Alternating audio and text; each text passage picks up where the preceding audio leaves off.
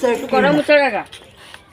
લે શાકભાજી વાળું સનું આ શું પેલો મરસા વાળો કે શું આલી ગયો છે એવું વાટું હું તો શાકભાજી વાળો આલી ગયો આર્યું ઓય આ એ શાકભાજી નહીં, આ તો બાવળિયા પાપડિયા હી. બાવળે પાપડિયા તો અહીં આવે, બાવળે પાપડિયા ના આવી. આ બાવળિયા પાપડિયા હી તાણ.